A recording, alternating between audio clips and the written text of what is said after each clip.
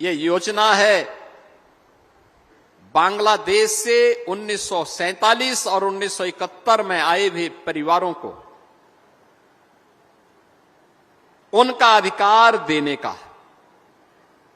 याद करिए, ये पापी पाकिस्तान अपने कर्मों से पहले भारत का विभाजन किया और फिर पाकिस्तान के भी टुकड़े हुए हैं।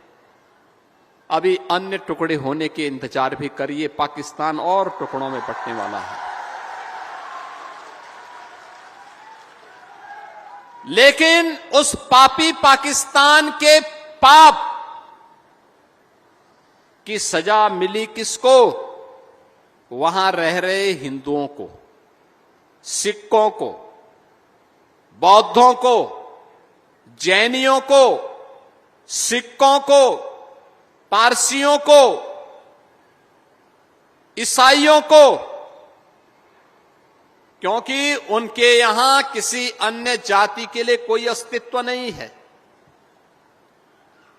और आज मैं कह सकता हूं 1947 और 1971 की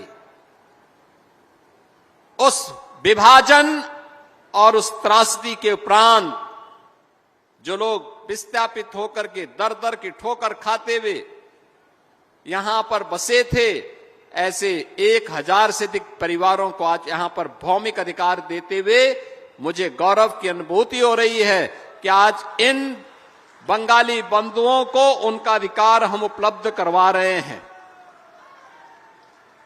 आप देखो पाप किस हद तक बोलता है। जिस बांग्लादेश ने इन्हें ठुकराया, जिस पाकिस्तान के पाप के कारण इन पर अत्याचार हुआ था, उस बांग्लादेश से विस्थापित होकर के उनकी जमीन पर, उनकी संपत्ति पर, उनकी पैतृक संपत्ति पर वहां के दरिंदों ने कब्जा किया।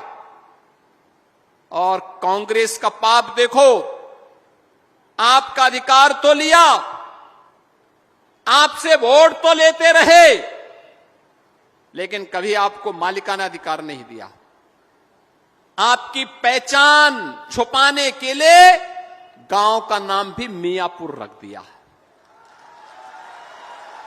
आप सोचो, एक भी मियां नहीं, लेकिन नाम मियापुर।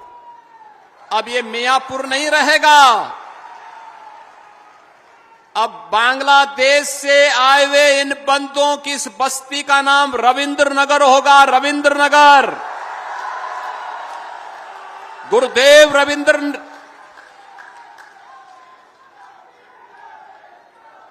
बहनों और भाइयों, भारत को राष्ट्रगान देने वाले गुरुदेव रविंद्रनाथ ठाकुर के नाम पर अब आपकी पहचान होगी रविंद्र नगर के रूप में।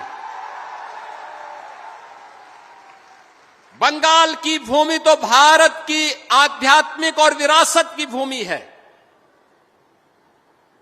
भारत को राष्ट्रगान गुरुदेव रविंद्रनाथ ठाकुर ने दिया और भारत का राष्ट्रगीत भी बंकिम चंद्र चट्टोपाध्याय जी ने दिया।